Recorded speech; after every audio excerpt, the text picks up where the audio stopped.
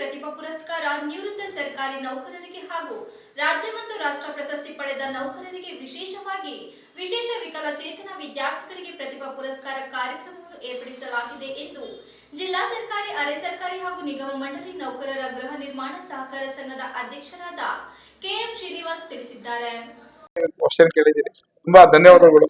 ಯಾಕೆಂದ್ರೆ ಈಗ ಹಾಸನ ಜಿಲ್ಲೆ ಮತ್ತು ಎಲ್ಲಾ ಜಿಲ್ಲೆಯ ಸಂಘದ ಚಟುವಟಿಕೆಯ ಕಾರ್ಯಕ್ರಮ ಅಂದ್ರೆ ಅಧ್ಯಕ್ಷರ ಅವಧಿ ಎಲ್ಲ ಈಗ 8ನೇ ತಾರೀಕು ಮುಗಿದೋಗಿದೆ. ಜುಲೈ 8ಕ್ಕೆ ನಮ್ದು ಸಂಘದ 5 ವರ್ಷದ ಅವಧಿ ಮುಗಿದಿದೆ. ಆಗಸ್ಟ್ ಅಲ್ಲಿ ರಾಜ್ಯದ ಅವಧಿನೂ ಸಹ ಮುಗಿಯುತ್ತೆ.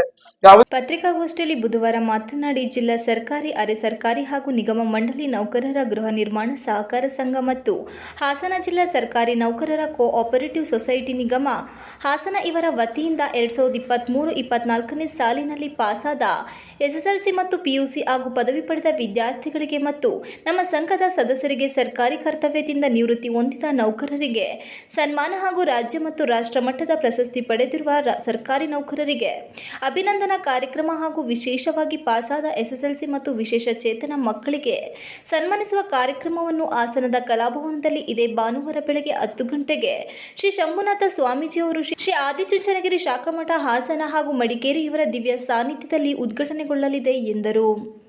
ಕಾರ್ಯಕ್ರಮದಲ್ಲಿ ಪ್ರತಿಭಾ ಪುರಸ್ಕಾರ ಗೌರವ ಸಮರ್ಪಣೆಯನ್ನು ಜಿಲ್ಲಾಧಿಕಾರಿ ಸಿ ಸತ್ಯಭಾಮ ನಡೆಸಿಕೊಡಲಿದ್ದಾರೆ.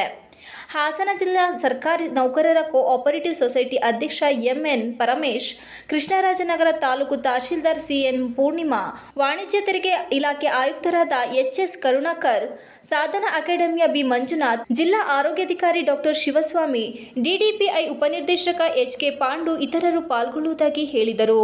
ನಮ್ಮ ಸಂಘದ ಎಲ್ಲ ಸದಸ್ಯರು ಭಾಗವಹಿಸಿ ಕಾರ್ಯಕ್ರಮವನ್ನು ಯಶಸ್ವಿಗೊಳಿಸಬೇಕೆಂದು ತಮ್ಮ ಮೂಲಕ ವಿನಂತಿಸುವುದಾಗಿ ಮನವಿ ಮಾಡಿದರು.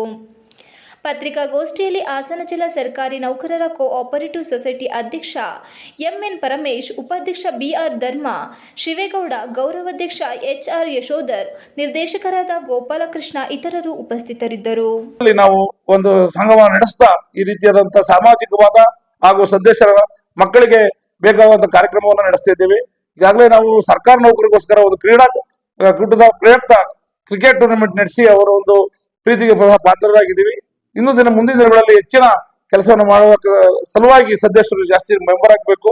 ನಮಗೆ ಸಹಕರಿಸಿದಲ್ಲಿ ಇನ್ನು ಒಳ್ಳೆ ಕೆಲಸವನ್ನು ಮಾಡ್ತಾ ಒಂದು ಸಂಘವನ್ನು ನಡೆಸ್ತೀವಿ ಅಂತ ಹೇಳ್ತಾ ನೀವು ನಿಮ್ಗಳ ಮೂಲಕ ನಮ್ಮ ಈ ಕಾರ್ಯಕ್ರಮಕ್ಕೆ ಹೆಚ್ಚಿನ ಸಂಖ್ಯೆಯಲ್ಲಿ ನಮ್ಮ ಸದಸ್ಯರು ಭಾಗವಹಿಸಬೇಕು, ವಿದ್ಯಾರ್ಥಿಗಳು ಬರಬೇಕು ಅಂತ ವಿನಂತಿಸ್ತೇವೆ.